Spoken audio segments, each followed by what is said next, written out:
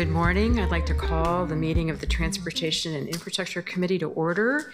It is Monday, January the 12th at 9:32 a.m. Diego, can you please call the roll? Good morning. Smith? Aye. Koyama Lane? Here. Murillo? Here. Green? Here. Clark? Here. Claire, can you please read the statement of conduct? Good morning and welcome to the meeting of the Transportation and Infrastructure Committee. To testify before this committee in person or virtually, you must sign up in advance on the committee agenda at portland.gov/council/agenda/transportation and infrastructure committee or by calling 311. Registration for virtual testimony closes 1 hour prior to the meeting. In-person testifiers must sign up before the agenda item is heard. If public testimony will be taken on an item, individuals may testify for 3 minutes unless the chair states otherwise. Your microphone will be muted when your time is over. The chair preserves order. Disruptive conduct such as shouting, refusing to conclude your testimony when your time is up, or interrupting others' testimony or committee deliberations will not be allowed. If you cause a disruption, a warning will be given. Further disruption will result in ejection from the meeting. Anyone who fails to leave once ejected is subject to arrest for trespass. Additionally, the committee may take a short recess and reconvene virtually. Your testimony should address the matter being considered. When testifying, please state your name for the record. If you are a lobbyist, identify the organization you represent. And finally, virtual testifiers should unmute themselves when the clerk calls your name. Thank you. Thank you, Claire. Colleagues, we have 4 items on our agenda today. Actually, I'd say about 3.5. The first is we have a technical code change on the city's street renaming authority. Then we're going to consider a real street renaming proposal from PSU. And then with the time we have left today, I would really like to have a discussion about the PBOT Transportation Funding Report and transportation funding ideas, and that's a continuation from our December conversation. If there's any time left, let's have a discussion about committee priorities, but we can also take that up later. But first, we need to adopt the minutes from our meeting in November, the November 10th meeting of the committee. Do I have, yes? Any objections? No, great. So the minutes are approved by unanimous consent. Great. So let's ask Diego, can you please read the next item? Item 2, amend renaming city streets code to realign with Oregon Revised Statute 227.120 by redelegating decision-making authority to City Council to approve or deny street renaming proposals. Amend Code Chapter 17.93. Thank you, Diego. This is a technical ordinance that's related to street naming. We need to change the city code to redelegate to the council the authority to rename city streets. As I understand it, this was an erroneous change that happened during the charter amendments. So we'll ask DCA Danapal and her team to walk us through this with a presentation. Good morning. Good morning, Chair Clark and members of the TNI Committee. My name is Priya Danapal for the record, and I'm the Deputy City Administrator for Public Works Service Area. Priya, can you move that mic just a little bit closer to you? Thank you.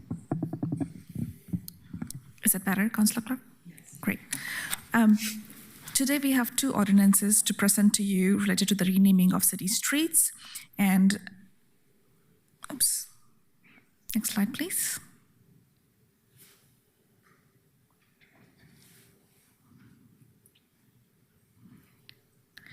Thank you. Our agenda reflects our overall plan for presenting both ordinances to you. It's been years since the last major street naming effort, and this may be a first interaction with our street naming code. So we want to start by providing you some history about renaming streets in Portland and an overview of the criteria and processes for renaming city streets outlined in Chapter 17.93.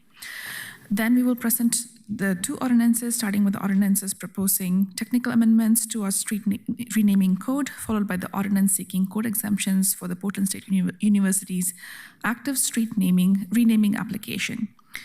Each ordinance will be read, discussed, and voted on separately. Next slide, please.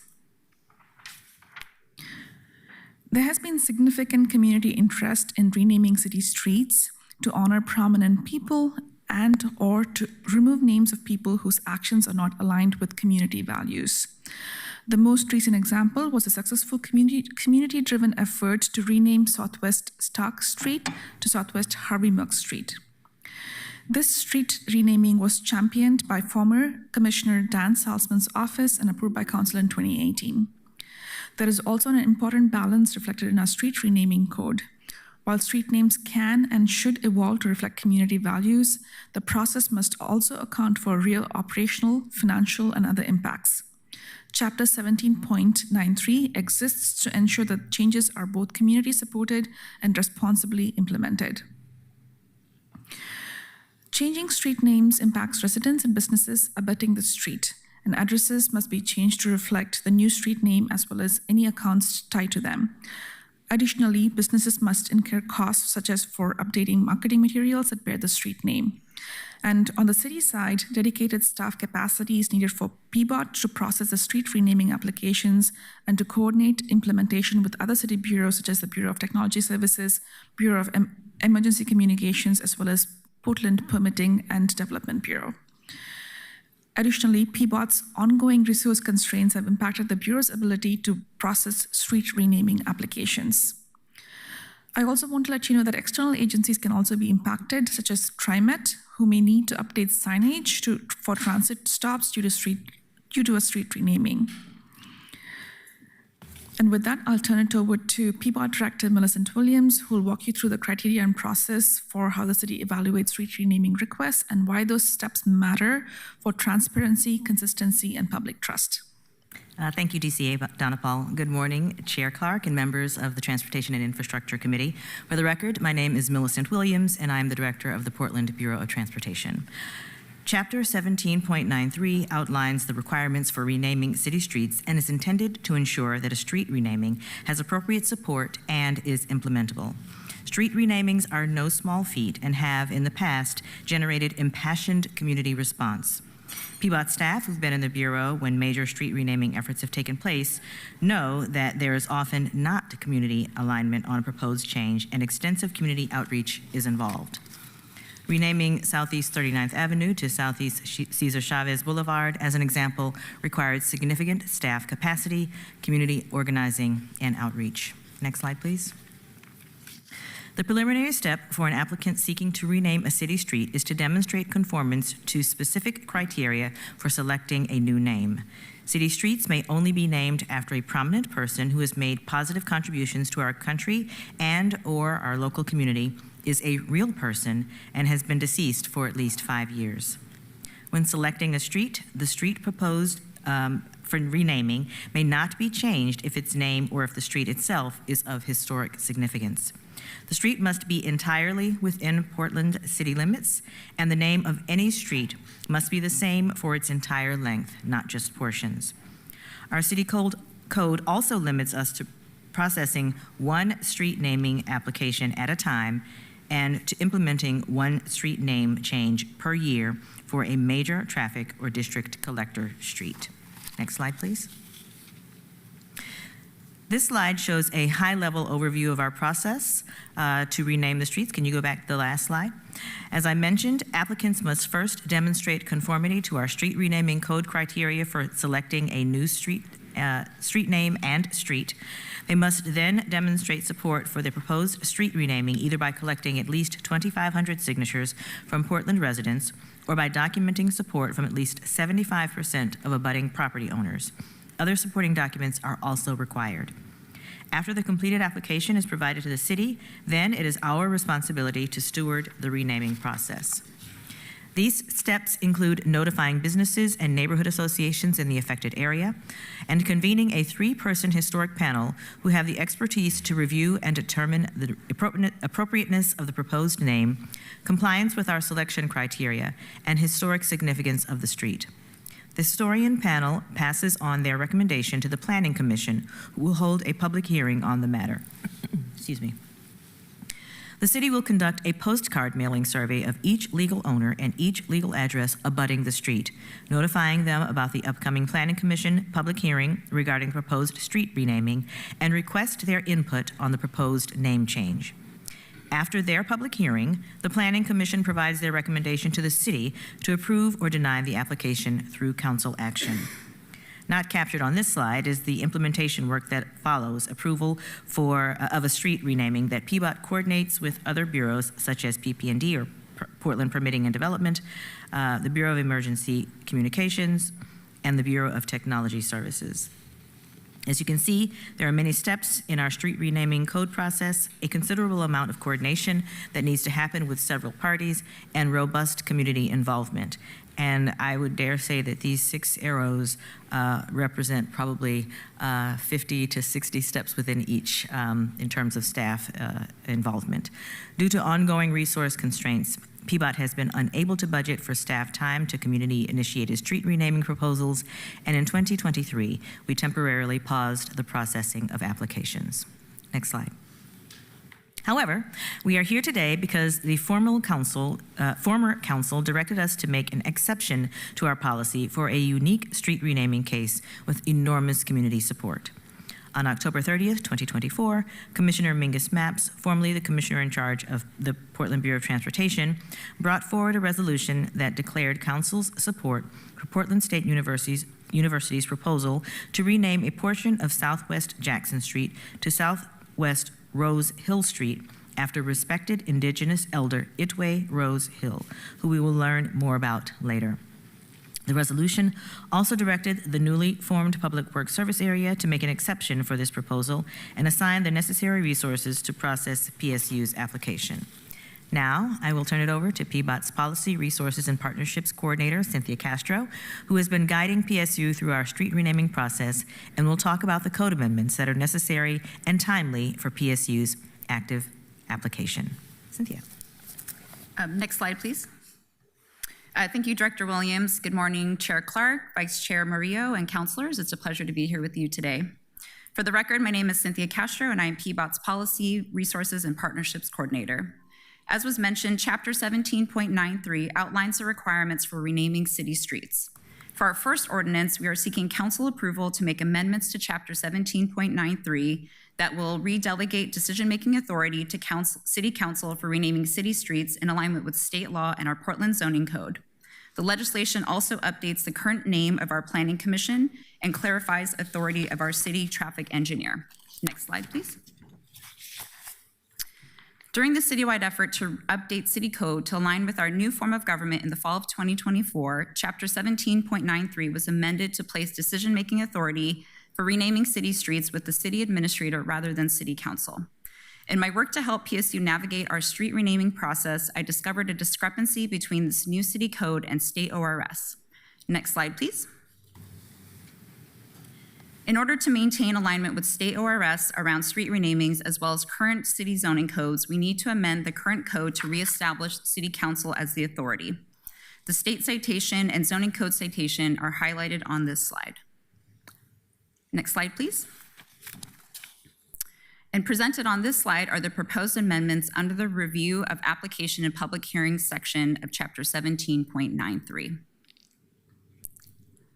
Next slide. There are other code amendments that are needed that we also want to address through this ordinance.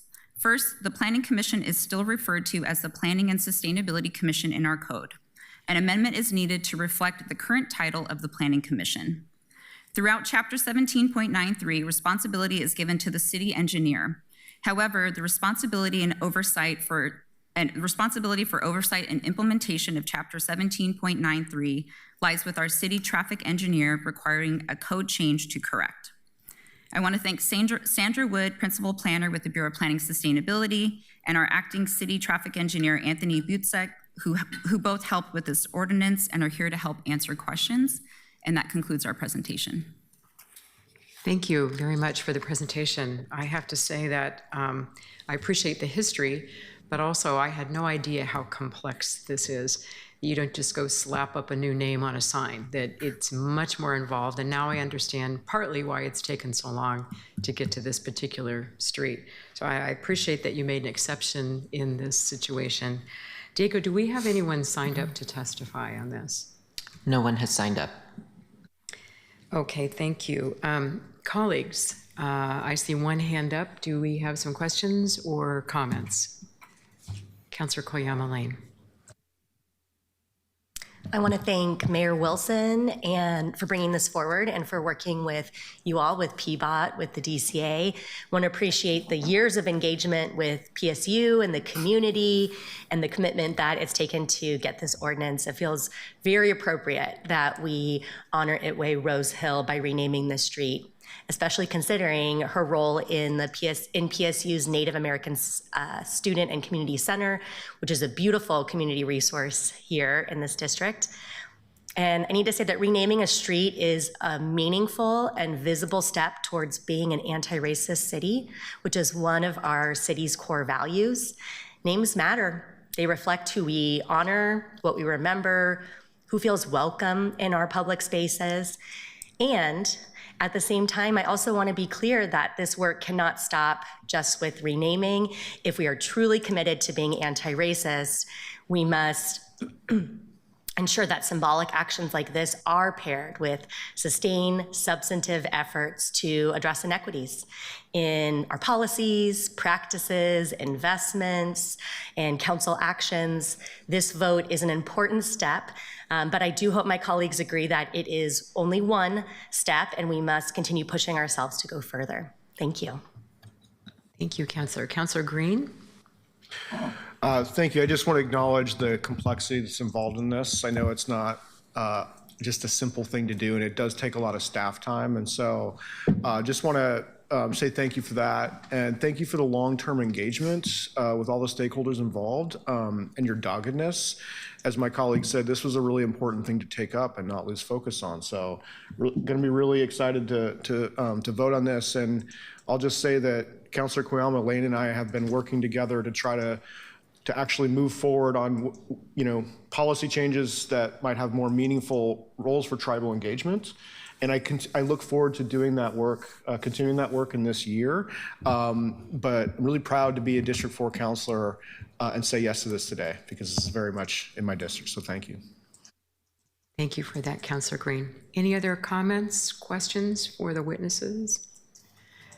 Seeing none, I would accept a motion. Okay. That was fast, thank you.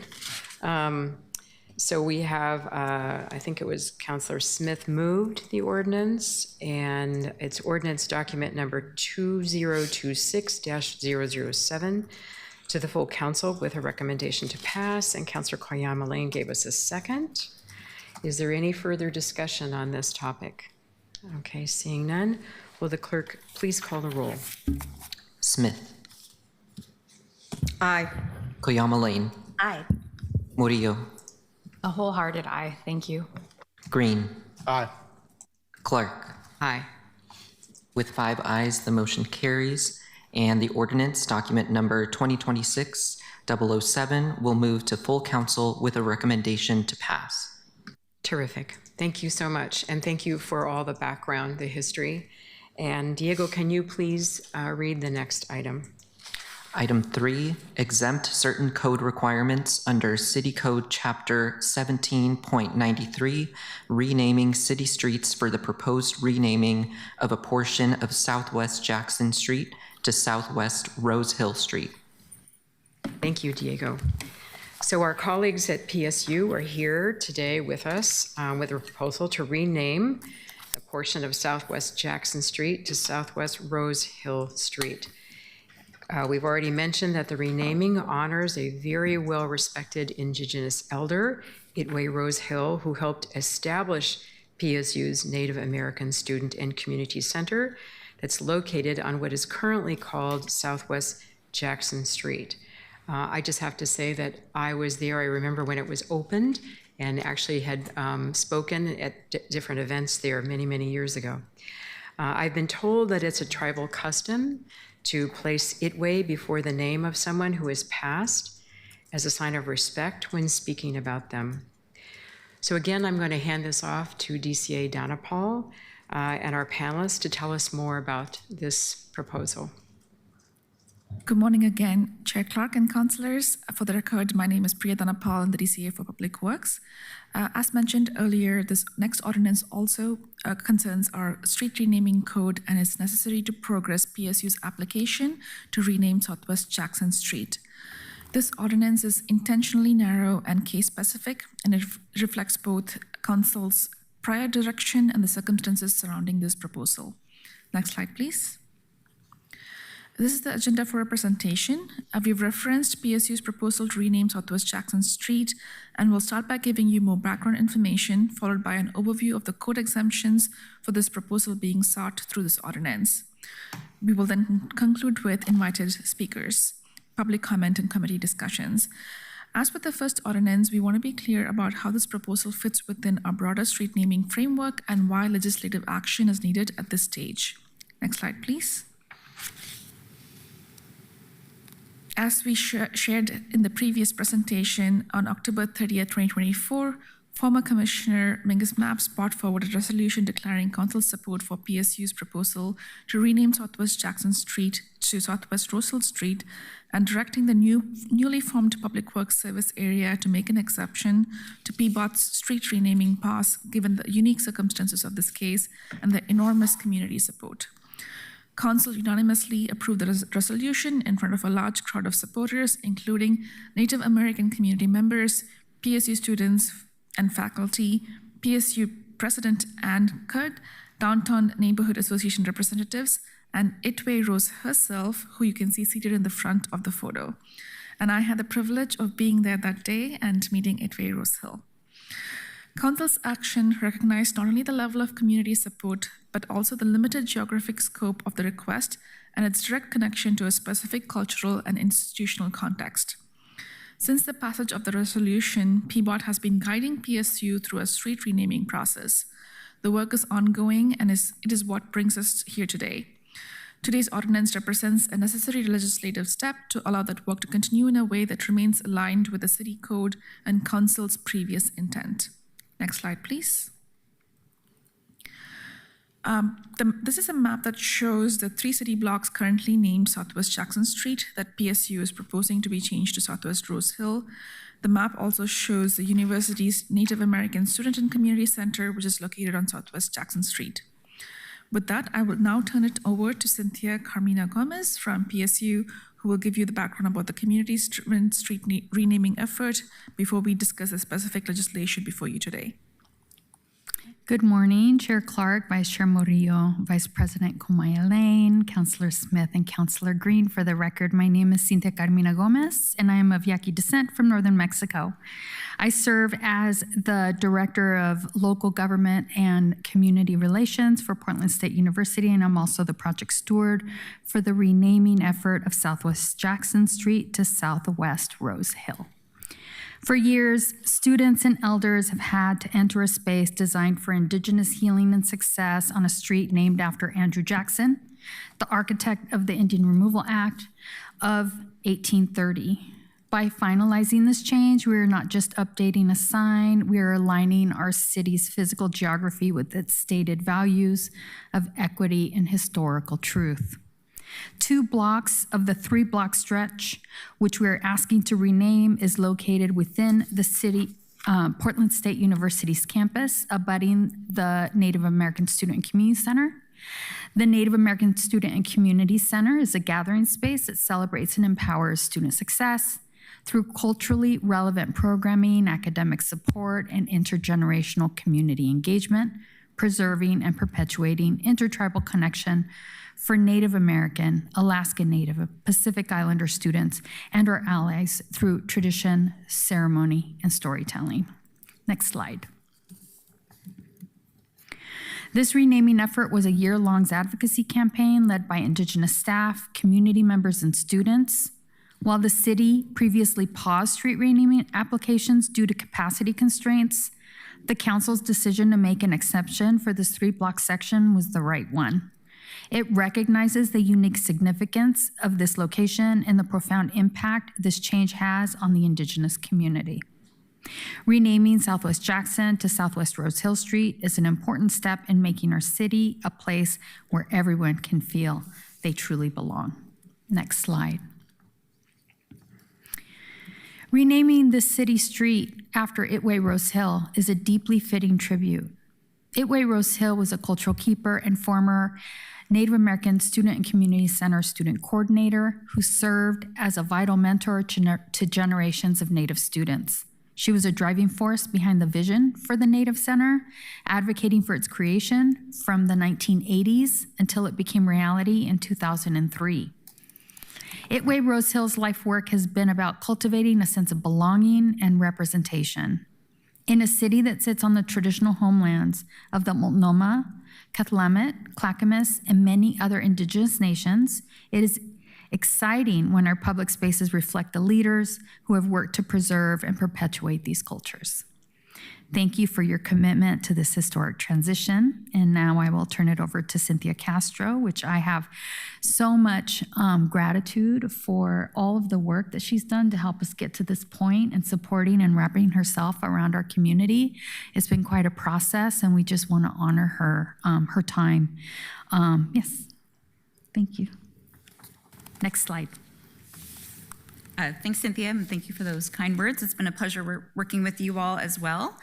For the record, again, my name is Cynthia Castro, and I serve as PBOT's Policy, Resources, and Partnerships Coordinator.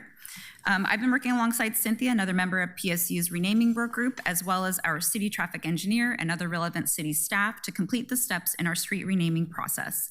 The legislation before you today is a critical step in this process. PSU's proposal does not conform with requirements specified in 3 subsections of our street renaming code, which are cited here. Through this ordinance, we are seeking council approval to waive these requirements to allow PSU's proposal to move forward. Next slide, please. Director Williams provided you a high-level overview of the steps in our process to rename city streets in our previous presentation. The star on this slide indicates where PSU is in the process for renaming Southwest Jackson Street. The city street renaming application has 2 parts. PSU submitted the first part of their application, which requests evidence that the proposed new street name meets our selection criteria. In this application, PSU included rationale for seeking exemptions to criteria that the proposal does not meet, as well as other code requirements. Our city traffic engineer reviewed PSU's application and determined that the rationale provided by PSU was sufficient to support the exemptions before you today. However, council approval is still needed to formally exempt these requirements and are necessary to continue progressing this effort. With council approval, PSU will continue their effort to complete the second part of the application process, which includes gathering at least 2,500 signatures from Portland residents to demonstrate public support, or signatures of at least 75% of the abutting property owners along Southwest Jackson Street. Next slide. This code subsection requires that city streets may only be named after a prominent person and specifies that this prominent person must have been deceased for at least 5 years. Because Itway Rose Hill passed away this October, this selection criterion is not met. As Cynthia shared, the decision to rename Southwest Jackson Street was determined through a community-driven process, allowing the community to immediately honor and recognize the work of Itway Rose Hill. As PSU shared in their application rationale, Itway Rose Hill's recent passing has made her life and work top of mind for Native students and community members. Furthermore, renaming the street now provides an immediate opportunity to celebrate Itway Rose Hill and her significant contributions to the community at large and the PSU community, including her advocacy to create the Native American Student and Community Center. Next slide.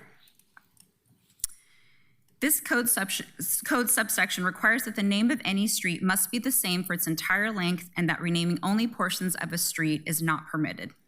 The scope of PSU's proposal is limited to 3 city blocks of Southwest Jackson Street from Southwest 5th Avenue to Southwest Park Avenue. However, Southwest Jackson Street also exists in the Southwest Hills neighborhood.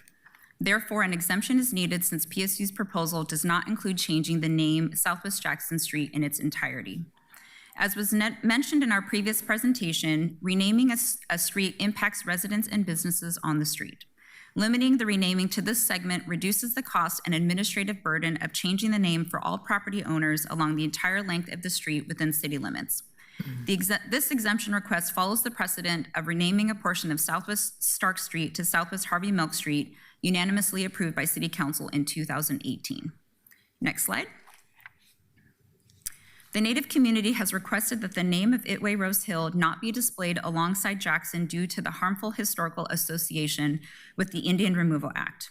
However, City Code directs PBOT to post the current sign and new sign together for 5 years unless a petition is submitted to the city administrator from a majority of abutting property occupants requesting that this period of time be shortened. Recognizing that some amount of transition time may be needed for impacted residents and businesses on Southwest Jackson Street, for city staff who need to implement the changes, first responders, and others, a shorter dual signage period of 6 months is being proposed. In my process, I consulted public safety bureaus, implementing bureaus, and the U.S. Postal Service about the proposal to dual post for 6 months, and they were all supportive. This concludes our presentation. Thank you very much. I appreciate the clarification because that was something I was going to ask about the 5-year period, but it's reduced down to 6 months. That's what I hear you saying. Yes. Right. Okay, great. Diego, we have actually 2 panels, so let's invite up the next panel. Francesca Frederick, Tabitha Whitefoot, and maybe a student.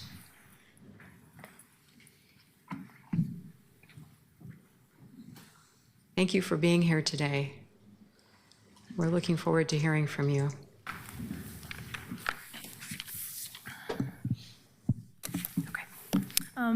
Hello, counselors, and hello, everyone. For the record, my name is Francesca Frederick. I am a second-year student in the PSU OHSU School of Public Health and the Student Life Committee Chair for the Associated Students of Portland State University, also known as ASPSU. My experience with the students and community at the Native American Student Community Center, also known as the NASC, is second to none.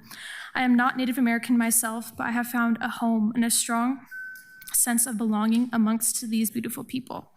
This building has housed generations of culture, traditions, and acceptance, and has become well known throughout the greater Portland area and throughout the country. From Honor Day to community meetings, you can see the love and care that has been passed down from generations. I believe that these values that are represented by these individuals should also be reflected in the name of the street that this building stands on. This renaming is more than a symbolic gesture. It's an act of recognition. Itway Rosehill, an honored member of the Native American community, saw a need and advocated for it until it came into fruition. As a student herself, she saw that other student groups had spaces to meet, connect, and show support through their own higher education journeys on campus. So why not provide this for her own people? Oftentimes, the dedication and sacrifice get overlooked by the end goal, but I think that it is just as important, if not more. She has proved that students and their voices can be change makers, and that passion and grit can get you far. As a student myself, I can greatly resonate with this, especially now during the state of our world. We need to be uplifting stories that are similar to our own, showing those who feel overlooked that their own experiences are what makes up history. Every day, all of us encounter all sorts of different names on mail, maps, signs, and daily routines. When we see streets, we see all of the history and stories that come before us. Names hold power, and by choosing a name that honors Native Americans and their experiences, we can create a visible and impactful reminder of the people whose land we live on, and those stories deserve to be a part of our shared civic memory. Thank you for your time and consideration. Hello, good morning. My name is Daniela Goudet England. I am a junior at PSU. I am a political science major. I am also acting as a senator and a student advocacy committee chair member for ASPSU. Today, I would like to speak to you not just as a student leader, not as a citizen of the city of Portland, and even not as an old employee through the city, but as the voice to many of those who feel like they have no voice. Many people here and those who are watching us online, they would ask, it's just a name on a street. What's the importance? What's the big deal? But if you allow me to, and keep an open mind, I want to provide another perspective on such a matter. I personally hold no ancestral ties to this land or to the Native communities, but I do have the great honor and pride to say that both my ancestors and I of Northern Mexico call them our distant cousins, and that is related to all the tribes in the country, both recognized and unrecognized. And just like any family, some practices are different from each other, but the foundation and principle is the same. We understood the power of a name. See, for many people a name that you might be given. You might be named after a grandmother, your father's favorite movie, or even a random name through a book. But for me and many people, these indigenous communities, a name is so much more than that. It ties us to our homeland, tells us who our people are, teaches us to be brave, and is often the guide for our destiny. It reminds us that we are one with Mother and Father, or as the general public would know, the sun, moon, and Mother Earth. And there's an equal give and take to that. We're all part of that. But where a name can give one power, connection, and motivation, it can also represent destruction, death, and corruption. This is what Jackson Street is to me and to many other people. It is not just a dividend street with a random name. It is an invisible wall that is a constant reminder of such heartbreak and generational trauma that will not release their clutches off an Indigenous person's neck. When we think of Andrew Jackson, we think of the Indigenous Removal Act of 1830, where tribes were coerced with false promises off their lands, many to walk thousands of miles with no food, water, not the right to belong to a tribe. Names were taken away, braids were forcibly cut, languages were forbidden, and children being forced into reform schools. These were the conditions that we know of that the people experience in history classes, and we often think of these and just that. But we often forget that it set the foundation to what we see in a lot of our society today. Today, Jackson and his views that created the mindset of that anyone who is not of pale colored skin seeps into our current reality. I see it in the 5,600 Indigenous women that are missing in this country, not represented and just casted off as drug addicts, sex workers, or runaways. I see it in the death of a 14-year-old Emily Pike from the Apache tribe, or that the suicide rates within Indigenous communities are disproportionately greater than any other community at 91%. By extension, Jackson also set the foundation for the African slave trade, for the cruel working conditions that the Chinese endured in the mines, and the concept that Mexicans were no better than dogs. That being said, if we were to have a name in front of the community center, our community center, let it be the name that is known for peace, healing, not that of a tyrant. Let it be named after Iwe Hill, an elder who advocated for her community, helped countless young Indigenous students to reconnect with their culture, and healed us by teaching us the culture and history that was stolen. Let this be a safe space for everyone who has felt oppressed, a place where you're seen, and a place where you can feel such an impactful presence of the land. Knock down the invisible wall and let the ancestors who were trapped by such a wall finally be set free, finally free to be part of Mother and Father. To close my statement, I would like to include a personal statement from my dear friend and PSU student who wanted to speak here today but could not attend. Her name is Cressida Nuno, and she wanted here to contribute her support to such a matter. Krista, who proudly represents the Yaqui community, has taken many Indigenous classes and constantly visits the community center herself. Her statement comes from what she has learned as a student, and it is short but sweet, but most importantly, impactful. And I would like to read it to you, if that's okay. By renaming what remains, there's an opportunity to uplift with this representation for the community and generations to come. Gentle actions as such may remind us of the collective spirit that surrounds the weight of the name. There's a power in the name. There is power in the land and power in the people of now and who came before. Thank you so much. Thank you.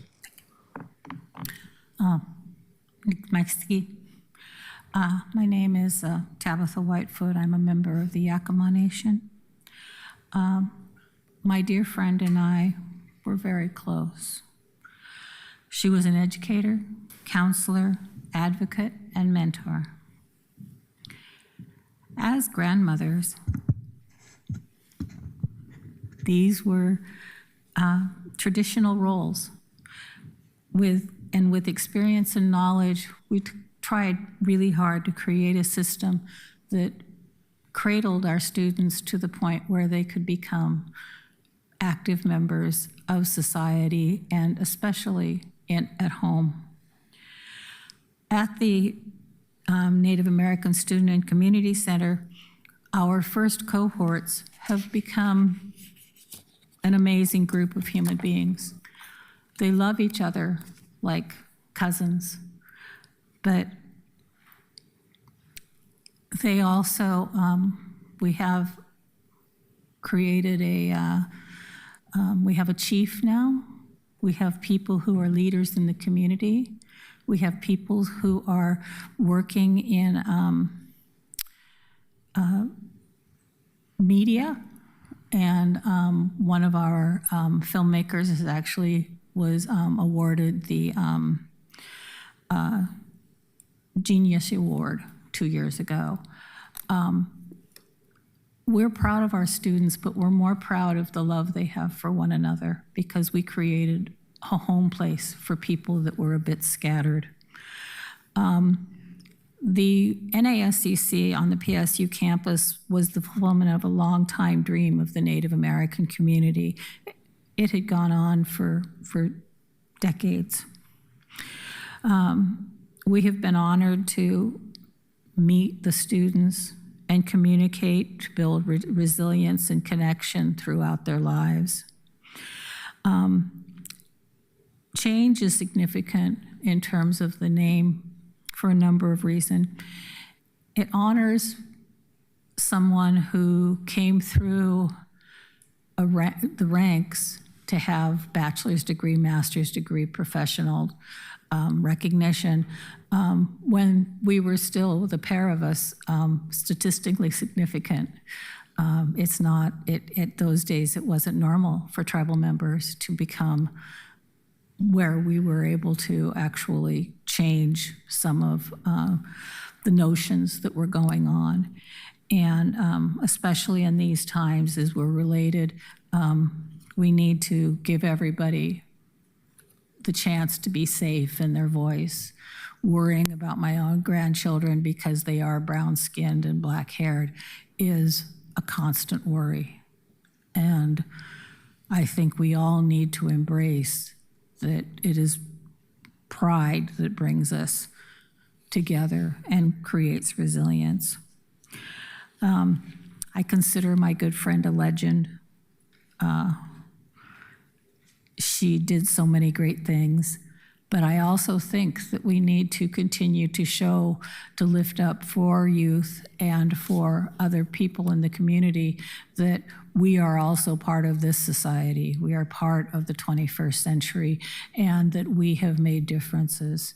And so I hope that we can, not just change the name of a street, but also change the story that goes on at Portland State as well as in Portland. Thank you very much. Thank you, all three, for such moving testimony. We really appreciate you being here, and I appreciate you ending on a positive note as well. But thank you for sharing the gravitas of this moment. I think we all up here feel it, and we really appreciate you. Thank you so much. I think we have another panel of speakers. Yeah. Thank you again. Thank you so much. Thank you so much. Welcome. We have 3 more people coming to the dais.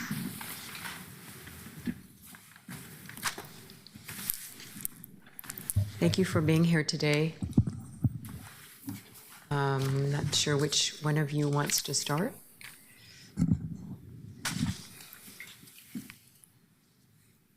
I can go ahead. Or you go ahead. Yeah, I can go first. Good morning, counselors. My name is Trevino Brinks-Plenty. I am Minicoja Lakota enrolled in Cheyenne River Sioux tribe. I am currently the Native American Student Services Coordinator at Portland State University, also a member at large with our PSU AAUP. So I work with Native American students, Alaska Native students. And so my goal in working with students is making sure if not within 4 or 5 years, they graduate, at least what we see with other numbers with Native American students, 7 to 10 years. So hopefully we try to get them to graduate and at least complete this task that they came to PSU to do. And I am also a PSU alum, and I have worked with Rose Hill as a student as well. As I was what was called a UMass student, underrepresented minority scholarship recipient. So I was able to complete my degree at PSU. Of course, I took the longer route, as working with first gen students, sometimes life happens, and, I was able to complete my degree. And so that time working with Rose Hill as well, getting to know what it means to be a college student, what it means to be first generation, what it means to be low income, what does it mean to be Native American, pursuing this effort in an urban setting, at an urban institution, all the things that, as a first generation experience has, my parents were supportive of pursuing this education, but they didn't know how to navigate the system.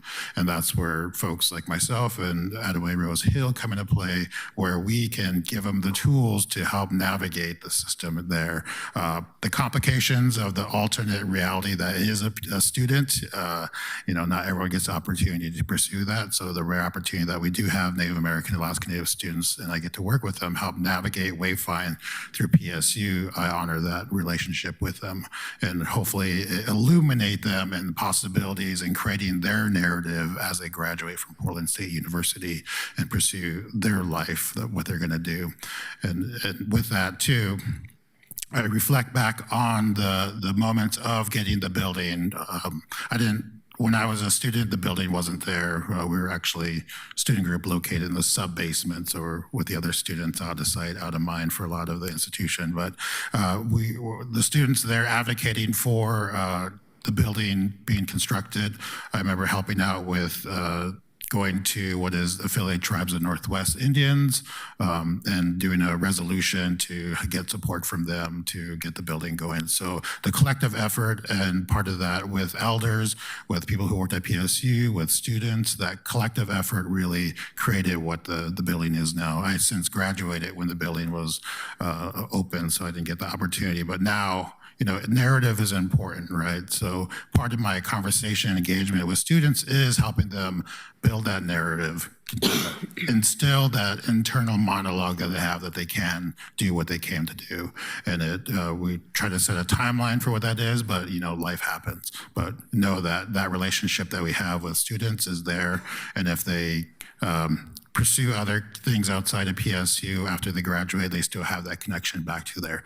I'm a good example of that as well, now working at PSU and doing the role what Attaway Rose Hill has done. So I have those shoulders to stand on to help me, guide me through making sense and working with students and understanding the complexities of being Native American right now.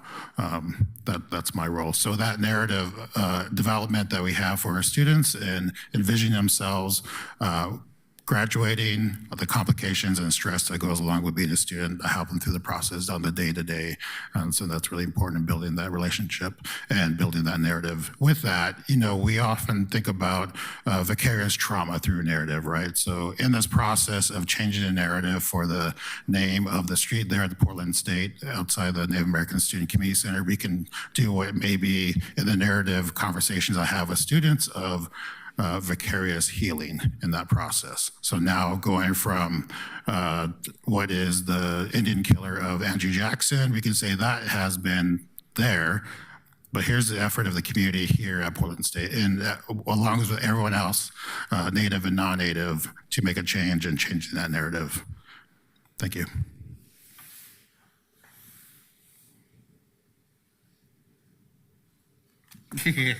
I can go. Okay. Good morning, Chair Clark and Council Committee members. My name is Xavier D. Stickler, and I'm the Vice President of the Downtown Neighborhood Association, a student of urban planning and architecture at Portland State University, and a person of mixed race and indigenous heritage. Needless to say, I'm very excited to be here. Today, I'm representing the Downtown Neighborhood Association's enthusiastic and ecstatic support for renaming Southwest Jackson Street to Southwest Rose Hill Street. Presently named for President Andrew Jackson, Jackson Street in the downtown travels east from Southwest Park Avenue to Fifth Avenue, passing Portland State's Native American Student and Community Center. It is the opinion of the DNA that it is unacceptable and improper for our city's cornerstone space for members of the Native American community to be on a street the name of which honors a man who was instrumental in perpetuating systemic violence against First Nations people. Honor, respect, and even tolerance of genocide or its perpetrators, here or anywhere in the world, has no place in our community or in the year 2026, period. Portland street names are integral to its sense of identity and sense of place. And to be memorialized in a street is a signifier of a positive contribution to our community. It's a place of honor. With the life and vibrancy that each street fosters, the legacy of its namesake becomes more and more dignified. Some of Portland streets are titled for great people, many after merely propertied men. But for the vast majority, it could at least be argued that they left a positive impact on our city. For President Jackson, slave owner, white supremacist, killer, this is simply not the case. For Itway Rose Hill, an educator, a guide, a creator, a champion of knowledge and community, this is emphatically the case. Itway Rose Hill left Portland better than she found it. I only had the privilege of meeting Itway Rose Hill a few times as part of this initiative. But when I did, I was struck and taken aback. No matter how long your interaction with Rose, she exuded an unbelievable kindness, a sense of compassion and comfort. It is something of a cliche to say someone positively touched every person they knew, but with Itway Rose Hill, I can tell you that was definitively the case. For her, for others, for her love, for others, for her community, her students, it was palpable. You only need to look to her legacy, the successful construction of the Native American Student and Cultural Center, the students she shepherded to graduation, to see her effect. By contrast, Andrew Jackson was a man who embodied tremendous imperial violence, colonial hatred for Native peoples, and brutishness in his personal affairs, much of which ended in bloodshed and death. I can only describe the idea of replacing the name of a man with such a legacy with that of a woman who embodied love, charity, and dutiful advocacy for Native people as just, prudent, necessary, and being in the spirit of exactly of what we hold dear as Portlanders. This segment of public right-of-way is only 3 blocks long, and renaming will affect only a few properties, but will result in a tremendously positive symbolic impact to the downtown area, the PSU community, and our Native neighbors. We urge the Transportation and Infrastructure Committee to forward a due pass recommendation to full City Council so that City staff may continue work in completing this initiative. The DNA further calls upon all members of City Council to support this change when it comes to full council. Let's be clear, this is a grassroots, community-led effort which has the strong backing of the Downtown Neighborhood Association and the downtown community. I want to make that clear. By moving forward these ordinances, you will help create a place in our central city that is for everyone, that will honor the people who have been here since time immemorial and are still here, and create a place that we can all be proud of. The Portland of tomorrow is one that elevates voices and missions of people like Itway Rose Hill, and with these votes, that tomorrow can start now. Thank you for your time and consideration.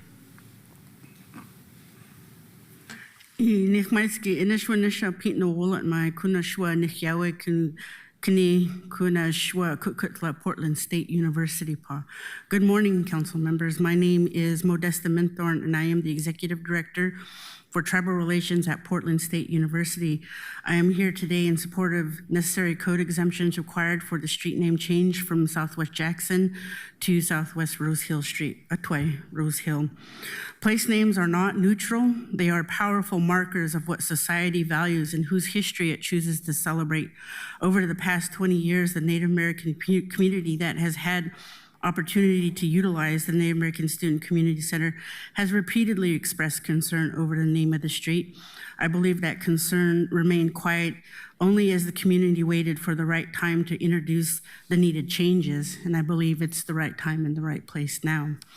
For Native American students, the environment they navigate daily directly impacts their academic success and mental well-being. offensive or colonial street names serve as daily racial microaggressions that decrease the student's sense of belonging. A street named after a person who is also known as Indian Killer does have an impact on all of us. Many current place names honor figures associated with genocide and forced removal of our people, such as this name, and maintaining these names forces the Native community to remember the hatred of these acts. Replacing names that memorialize historical trauma with language or names that honor the Native American community allows for communal healing and will help Native American students feel welcome. Renaming this street is not an act of erasing history, but an act of reclaiming or reemergence of it, allowing our history to come back to life. We have an opportunity to build a future that right past wrongs, even in the smallest way. I ask you all to support this name change with the required code changes to ensure that our public spaces reflect the dignity and history of the Native American community here in Portland and provide our Portland State University community a supportive environment. Thank you for your time and commitment to a more inclusive Portland. That is all. Thank you so much for your testimony today. Thank you for coming. Thank you for giving us information, context, and also for sharing more about Itway Rose Hill and her relationships and her impact. Diego, has anyone signed up to testify from the public? No one has signed up. No one has signed up. Thank you. With that, colleagues, I would like to entertain your comments. Councilor Murillo. Thank you, Chair Clark. First of all, I just want to say thank you so much to all of the community members, the organizers, the people who came here to testify today to remind people of the importance of this. I'm a Paraguayan immigrant. A lot of people know that, but people don't know anything about Paraguay. And what they don't know is that the vast majority of Paraguayans are mestizo, which means we are mostly Guarani and Spaniard. And we had a dictator that was installed in the by the United States there, who was a dictator for 30 years. He was of German descent, and he did everything that he could to wipe out the Guarani people and to remove our culture and language. He did not succeed. The vast majority of Paraguayan people speak Guarani, and it was actually impossible to make us stop because we're a very stubborn people. And I'll tell you my favorite word in Guarani. I don't speak it fluently because I moved to the US when I was 4, so I never got to learn it. But my mom would say this one a lot to me, and I like it a lot. So it's yembotau, which means stop pretending to be a dummy when you're like doing something that you know you shouldn't be doing, and you're pretending like you don't know what you're doing. That's my favorite word, so now you all have that one, yembotau. But I think in all seriousness, though, what people said, I was a first-generation student that went to PSU as well. The difficulty that it is to be a student in that space and to not feel like you are supported and to not have people that understand your experiences makes it very difficult. And so having the Native American Center, having a place where people feel loved, cared for, and heard is incredibly important.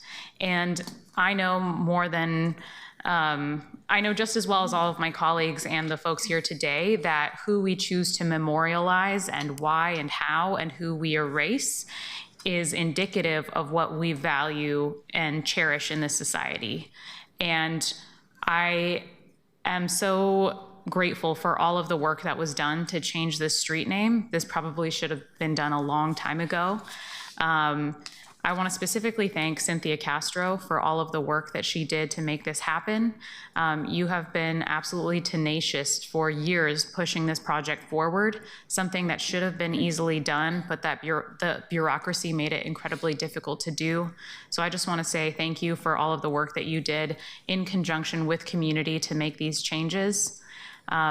We are really at a crossroads in this country of whose voices we uplift and honor, who we memorialize, and the lines in the sand that we are going to draw.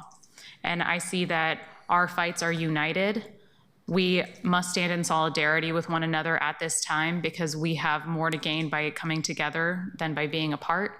And I will be honored to support this. Thank you so much for being here today. This is the first of many steps that the City of Portland needs to take to address this history and to make a different future for the Indigenous Portlanders that live here. So thank you very much. Thank you, Councilor Murillo. Councilor Green. Thank you, Chair Clark. It's a pretty emotional item, and I didn't expect to feel that way today. But for me, I think it's emotional because I'm also an alum of Portland State University, and during my time there, I remember there being a really robust and active civic consciousness among the student body, and that doesn't happen on accident. And so I want to draw a linkage here in case folks don't see it, because I see it. This very powerful testimony that I heard from the Portland State University leaders and those involved with the institution in a sort of administrative sense is the direct outcome of the work that Itway Rose Hill did and invested in that institution. And so there's this lineage through time there. And so I think it's really fitting that we honor that with a name change here. And there couldn't be a better name change to change it from Jackson to this better leader. It's not a random name change. It's very much an intentional change in the way that we go forward for these students. And Portland State University students are a very important constituency in District 4. And while we oftentimes think about business owners or property owners, and their voices matter too, no question, we need to remember that there are very important priorities for our community members in our districts that are not always as visible. And so I think what this committee has done today is really uplift and daylight some of these other priorities that don't often see the light of day. And so I'm really proud of what we've heard today, and I'm really proud of the work that these PSU leaders have done. And thank you so much to Cynthia for making sure this didn't get dropped, because a lot can happen between a change of government, and that really speaks to the intentionality behind all of the different actors in this play. And so there's going to be a lot of things that I'm not going to be proud to necessarily support at this dais, but this is one of my joyous moments. I'm so ready to vote yes on this. Thank you.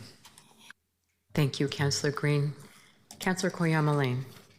That was really powerful testimony. Thank you to all of you that took time to come here and spend your morning with us. That was really incredible, and I know that it takes a chunk out of your day, and it means a lot that you're all here. I also need to take a moment to offer my sincere thanks and appreciation to Cynthia Castro from PBOT. You know, like Councilor Green mentioned, during times of transition, when elected officials change, or when the whole city, form of government changes, things can get easily lost. And Cynthia really, really made sure that did not happen here. What I've heard is she's been absolutely instrumental in carrying this effort forward, making sure it stayed on track through the transition. And just we're so lucky that she's come to PBOT from Commissioner Mapps' team. Our Bureau of Transportation is so lucky to benefit from her persistence, care, follow through on this effort, and so many others. So it's been extraordinary. I wanted to lift her up, and the whole team, thank you so much. Excited to vote for this. Thank you, Councilor. Councilor Smith. Thank you.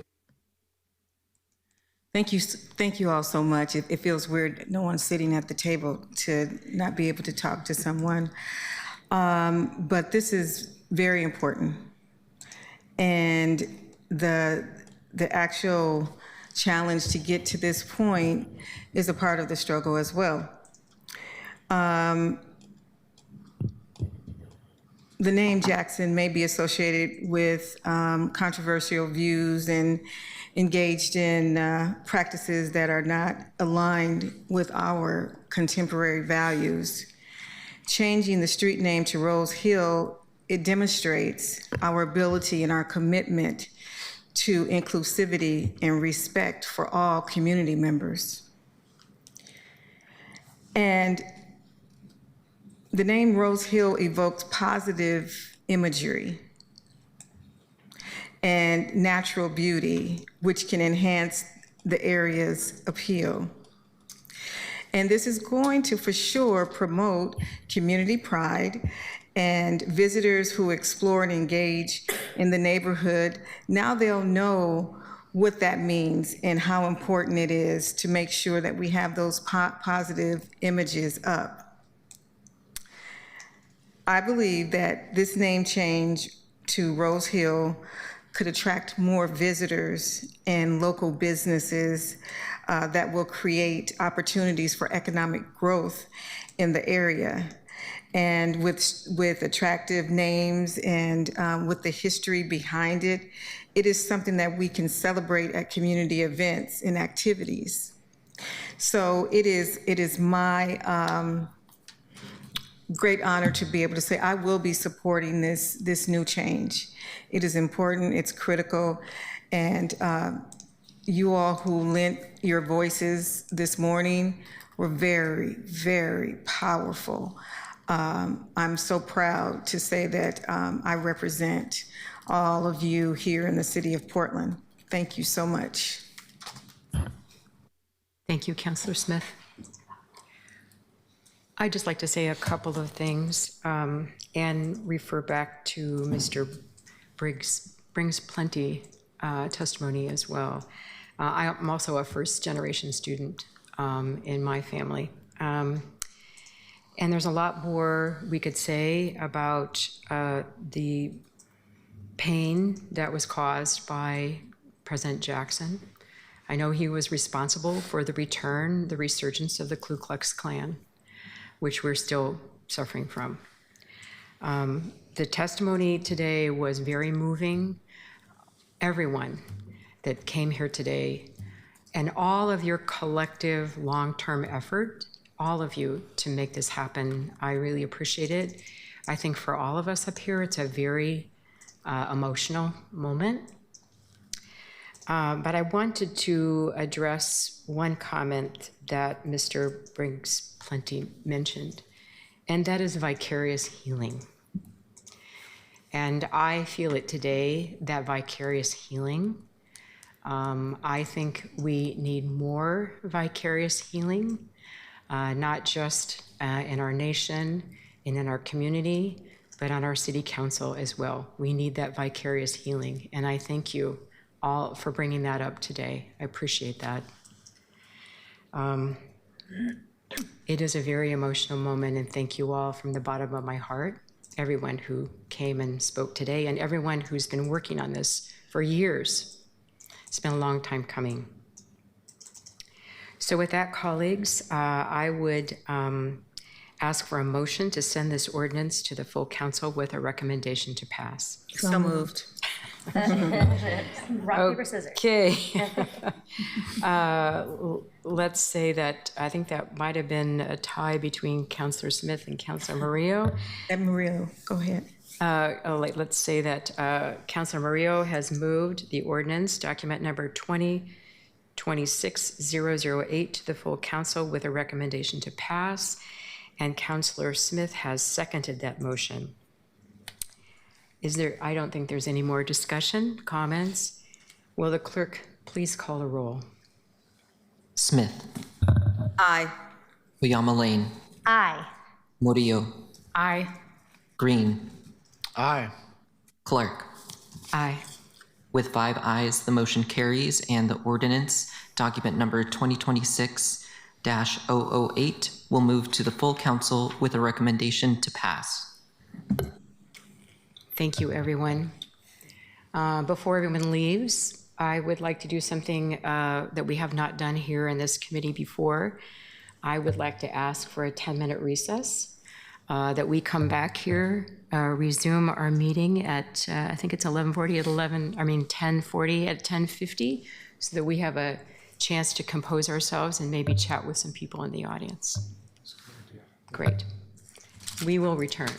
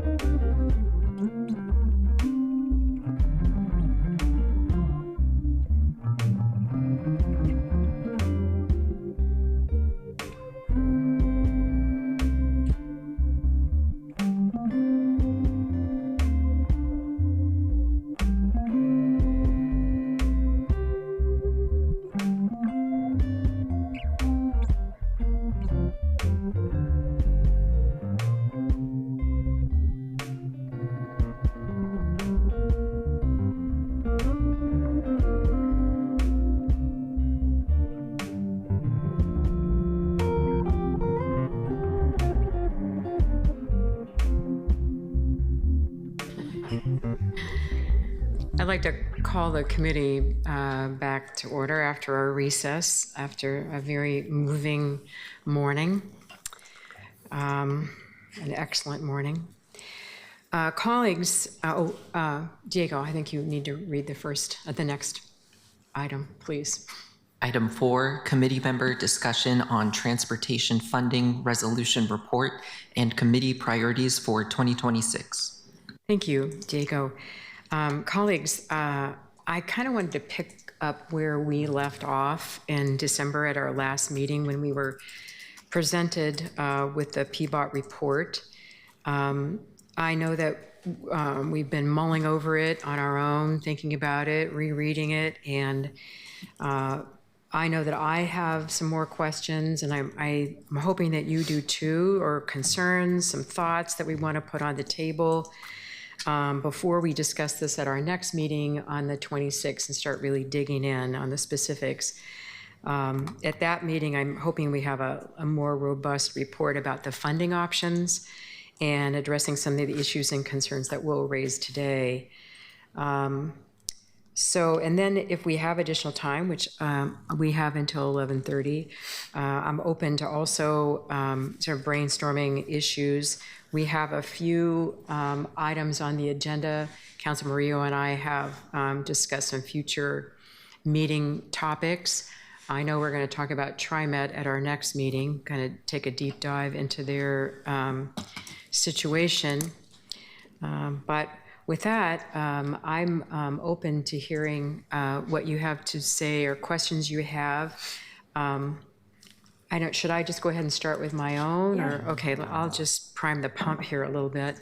And I know we have folks from PBOT in the room, obviously, and DCA Danapol is here as well, to listen to these concerns. I don't think that we're expecting any kind of answers today. Just, we really appreciate your being here just to listen to us, and we may have a dialogue as well. I don't feel like we need to do the hands up thing. I think we can just do some freewheeling give and take here. That's fine with me. I know that I have asked for more information. I don't know that my colleagues know this, but I've asked for, great. Hi, we went ahead and got started without you, sorry. I have asked PBOT for more information. You remember the chart that we've received that shows the PBOT cuts over the last 7 years, the budget cuts and the position cuts, with some more information on what those positions were. Were those frontline positions? Were those management positions? Who actually got cut over the last 7 or 8 years from that chart? And I've talked to some of our other colleagues on the council, and that issue has come up as well. I'm also, I think we've already said this, that we need to know more about each of the 4 options and what kind of resources they would actually raise for us, at what levels. Some ideas of what that means. Particularly, I think of the ones that we know the least about. The other 3, other than the tough. I wonder too, we need to start identifying who those stakeholders are that are going to be impacted by each of those 4 ideas that were selected as out of the 20 as the top possibilities. Who are the stakeholders? How do we contact them? I think some of them are already aware that we're talking about these options. A quick link. I do not have it. Can anybody give us a quick link? Can you give us a quick link? Okay. Thank you. Thank you. Councilor Green, I see you're contemplating. Yeah. Thank you. I appreciate the opportunity for the kind of free flow discussion here. I think it's incumbent on the city to act in the space that the state has left as a vacuum around for a variety of different reasons, which we don't necessarily need to, I guess we may need to hash that out, but I think I'm primarily interested in figuring out how do we move forward with some of those recommendations on the best feasible time frame, because I understand that any of those revenue packages that we may advance would not likely generate the revenue to address our sort of upcoming budget year impact, but it helps us develop our CIPs. It helps us plan and do that integrated asset management work that we've been asking for. And so, and I think the transportation utility fee is something that I'm prepared to support to come before council. And I know that it's going to be an uncomfortable conversation about the costs to ratepayers, but we need to have that conversation publicly. And I'll just say that, generally a fee like that is regressive, and I don't like regressive impacts when it comes to the income distribution.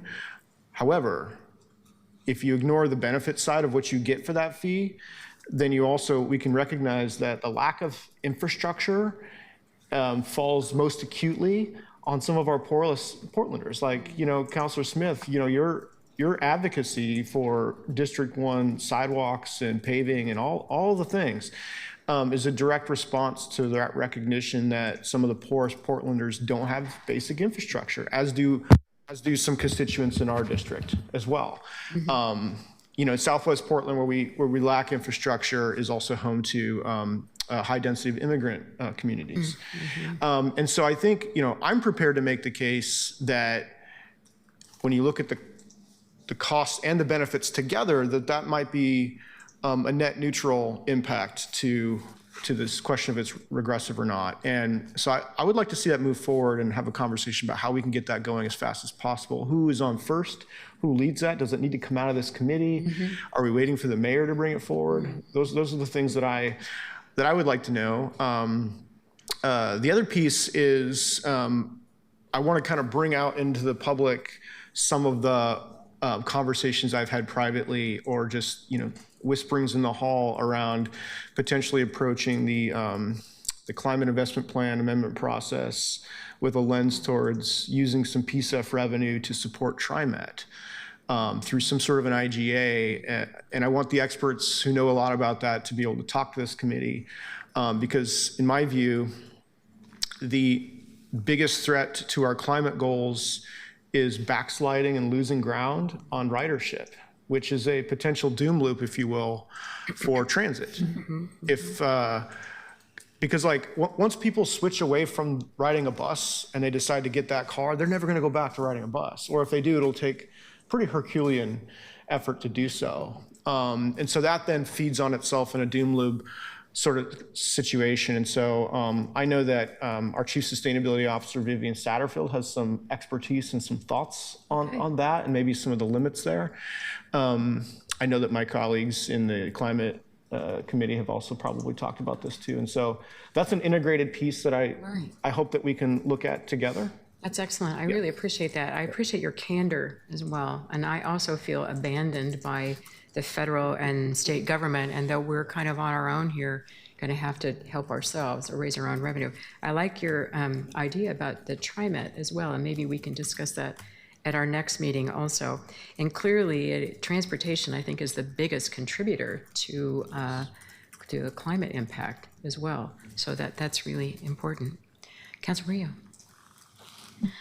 Yeah, I was just going to let folks know, since the discussion has been brought up at this week's Climate Committee on Thursday, we're going to be discussing different options for about $15 million of PSEF dollars that are available, whether or not we should keep using them for housing infrastructure and making that more climate friendly, or things like what if we invested it on the bus. This is an open discussion. No decisions are being made, so no one should feel alarmed. It's just a discussion that is being had. And I think the TriMet question is definitely one. I believe Vivian is going to bring folks to talk to us about, TriMet Youth Pass and things like that. Although we really do need to look at the numbers, because it could be quite a sizable chunk if we don't do it carefully. And we want to make sure that while we are balancing, as a transit user that desperately needs some of the bus lines that are getting cut, we need to balance the need to protect PSEF and its integrity and what it was meant for, and also look at some of these emerging issues, given that the federal and state legislature did abandon us on public transit issues. As a transit rider. I told my team they'll probably never see me on time again. So, hopefully we can get that figured out somehow. Thanks. You mind if I ask you a question about that 15 million, the PSEF? What money is that? Is that interest, or where's that coming from? We're going to cover that in the climate committee, so maybe you can attend. That means I have to attend. Okay, all right, you're listening. All right, thanks. I'm going to attend, and so if you want to just ask me. Okay, after that, okay, super. Yeah. Councilor Koyamale? Thank you. I don't think folks will be surprised that a priority for me is making sure that we're continuing to make sure our streets are safe and that we're working to prevent serious injuries and fatalities. I think many of you know that one of my constituents, Gray Wolf, an 87-year-old, was killed on her daily walk up to Mount Tabor on Cesar Chavez. She was known to many as a mental health counselor. Before that was a school teacher. She also was a restaurateur who co-owned and cooked and baked at 2 Portland restaurants, Genoa and Bread and Ink. Wow. She also raised 3 children. Sometimes folks pay extra attention to Vision Zero when it hits close to home, and I'm just imploring us that we don't give up. We don't wait to be focused on this and activated until it does hit close to home.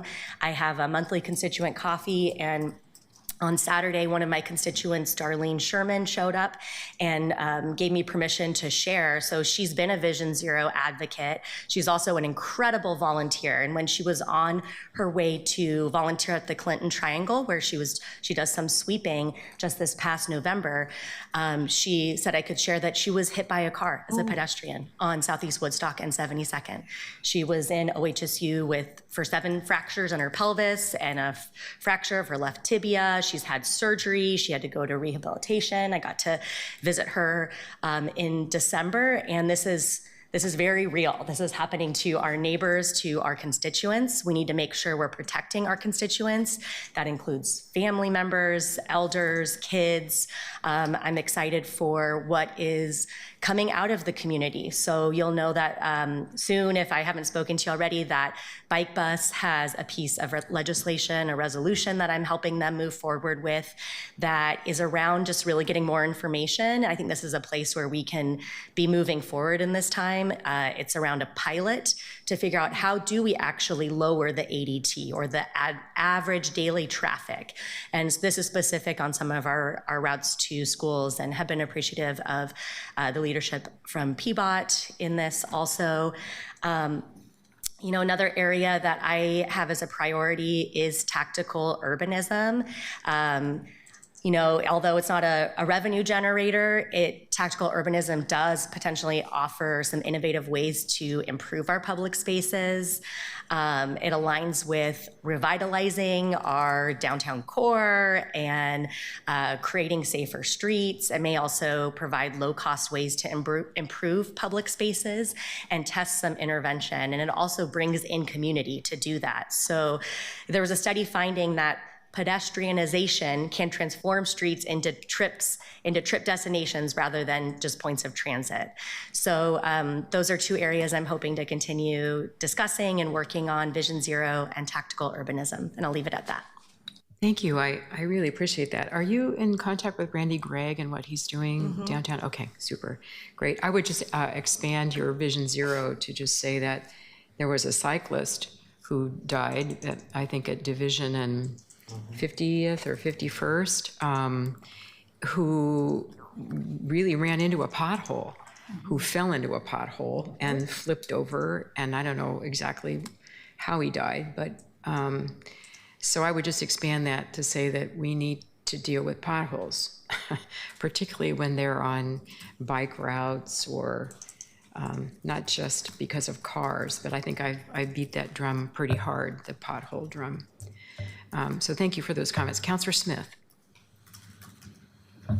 Thank you, Madam Chairman. I appreciate that. And just in terms of talking about the conversation around what we should be doing, I will still be talking about SIP, the Sidewalk Improvement and Paving Program, which also will include filling potholes, paving streets, putting barriers up against streets that can't be you can't put sidewalks on. We have canopies, and there are a lot of things that we can do if we implement SIP, and I will be trying to identify resources that will pay for the debt service on $50 million worth of limited revenue bonds. And I know that I see DCA Priya and Director Williams are sitting out there. They're probably tired of me talking about SIP, but the longer it stays out there unfunded, the longer I get to talk about it. So do like my son does. Just give me what I want, and then he'll stop hearing me talk. So yeah, go clean the yard. But anyway, so the struggle is real, and I am interested in looking at some ways that we can raise some revenue. I'm sure that will come through our committee or finance, but we have to take a real meaningful look at what we can do. So thank you for giving us this space to talk about it. Absolutely, of course. And we will do a deeper dive on the money side on the 26th. But I appreciate you being the squeaky wheel over there. Councilor Green, will come back to you, or Councilor Green, I'm not sure. Is that a legacy? Legacy? Okay, Councilor Green. Yeah, thank you. It occurs to me also, I wonder if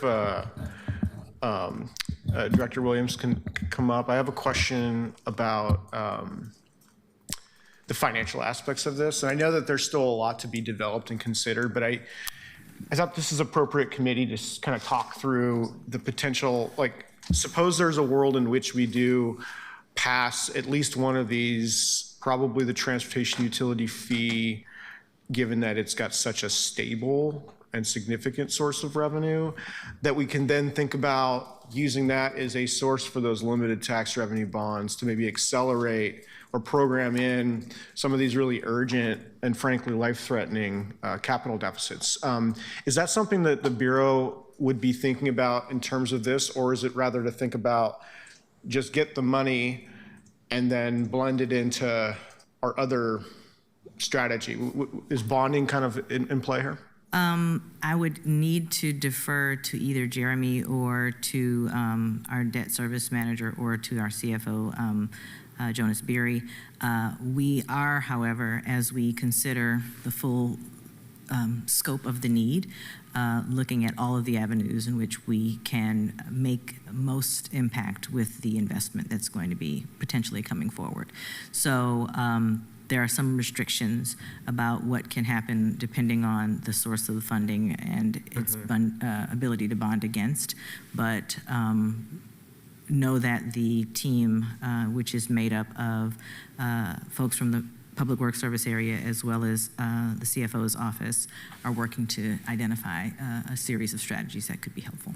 I'm glad to hear that. Thank you. And it just occurs to me, pursuant to your comments on potholes and the importance of filling them, I agree. And I think that, like, for the Portlander looking, maybe watching this committee meeting, I think if we were to pass a new fee, it's pretty incumbent to immediately follow up with a blitz of really high impact and life and quality of life improvement investments. And so that's kind of where I'm thinking about this. We agree. The need for people to see their investment, like you said, almost immediately will be important. In addition to ensuring that we're getting the work done, we do need to demonstrate or create the opportunity for greater public trust in our ability to deliver. And so we've been talking about SIP and other plans for the better part of a year. We've been talking about our maintenance backlog for many years. And once the spigot is turned on, the team is ready to deliver. We've structured the organization in such a way that we would be able to look at both short-term and long-term solutions, be able to right away do some things that would be supportive of every community, and that would demonstrate that we have not just the ability, not just the capacity, but also the ability to deliver. And the will. And a strong desire. Our team is chomping at the bit to be able to show up as well as they know that they can. Yeah. Thank you, Director Williams. I appreciate your comment, Councilor Green. anything we can do to stretch the money, leverage the money, presumably we're able to raise some money, whatever we can do to stretch it, bond it, whatever.